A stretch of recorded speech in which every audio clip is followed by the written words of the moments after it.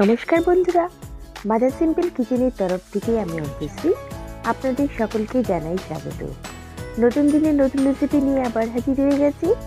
আজকে আমাদের রেসিপি একদম নিরামিষ লাউয়ের ঘন্ট।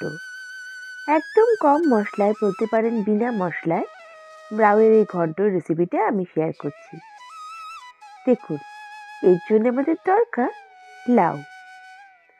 একটা লাউ নিয়েছি, আমি কেটে পিস পিস করে নিয়েছি। দেখুন, লাউটা কেটে আমি জলে রেখে দিয়েছিলাম।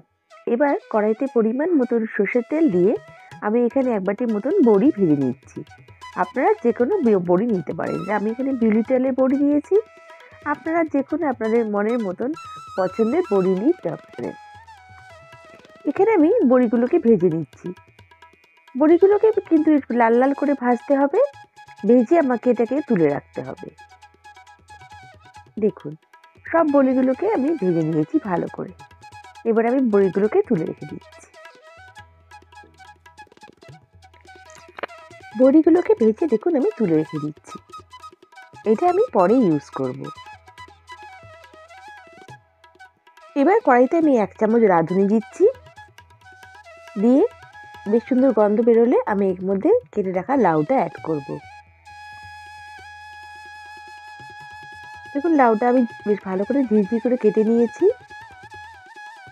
লাউয়ের কাটার উপর ডিপেন্ড করে তত তাড়াতাড়ি লাউটা সেদ্ধ হবে।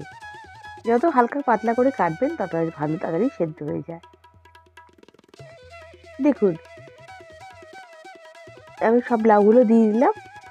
দিয়ে এবার এখানে আমি 1/2 চামচের মতন হলুদের গুঁড়ো অ্যাড করছি, স্বাদ অনুযায়ী লবণ অ্যাড করছি, আর 1 চামচ চিনি দিচ্ছি।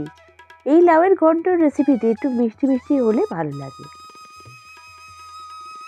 আর আমি 2টো চেরা কাঁচা লঙ্কা দিয়ে আমি ঢাকা দিয়ে কিছুক্ষণ কুক করব।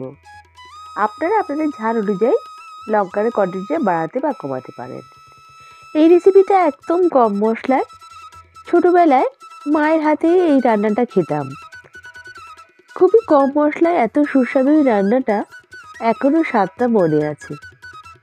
এখন মায়ের হাতের এই রান্নাটা খুব মিস করি। যেহেতু মা আমাদের মাঝে নেই, যখন এই রান্নাটা করি মায়ের কথা খুব মনে পড়ে। এই রান্নাটা এত সুন্দর কি বলবো, কোনো মশলা ছাড়া এই লাউয়ের ঘন্ট রেসিপিটা, তাই আজ আমি আপনাদের সঙ্গে শেয়ার করছি। দেখুন, কিছুক্ষণ ঢাকা দিয়ে আমি এটাকে আবার নাড়িয়ে চাড়িয়ে নিচ্ছি। জলটা বেশ ছেড়ে গেছে। দেখুন, লাউয়ে কিন্তু কোনো জল দিতে দরকার হয় না, নিজস্ব লাউয়ের জলে রান্নাটা পুরো হয়ে যায়। একটু মাঝে নাড়িয়ে চাড়িয়ে নিলাম, নিয়ে আবার আমি ঢাকা দিয়ে কুক করছি। একদম মিডিয়াম টু লো ফ্লেমে আমি এটা রান্নাটা করে নিচ্ছি। আপনাদের মনে হতেই পারে যে এত কম মশলায় রান্নাটা কেমন লাগবে।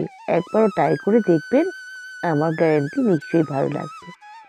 এবার আমি এখানে ভেজে রাখা বড়িটা কিছুটা ক্রাশ করে দিচ্ছি, কিছুটা গোটা করে দিচ্ছি, দিয়ে একটু হালকা নাড়িয়ে চাড়িয়ে নিচ্ছি।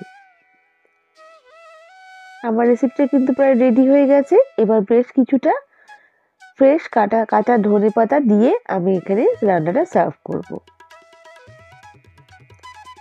বন্ধুরা, আমার রেসিপিটা যদি একটু ভালো লেগে থাকে তাহলে আমার চ্যানেলটিকে লাইক করে সাবস্ক্রাইব করে দেবেন প্লিজ। আর আমার রেসিপিটা যদি ফেসবুক থেকে দেখে থাকেন তাহলে আমার পেজটাকে লাইক করে ফলো করে দেবেন। আপনাদের একটা লাইক কমেন্ট আমাকে মোটিভেট করে নতুন নতুন রেসিপি নিয়ে আসার জন্য।